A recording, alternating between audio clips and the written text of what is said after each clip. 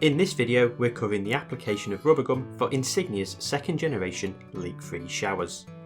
Firstly, open the RubberGum and trim off the required amount for the raised sections of the tray. You can use a knife, or if you find it easier, scissors. Place RubberGum face down on the raised sections, then remove the greaseproof paper and you're done.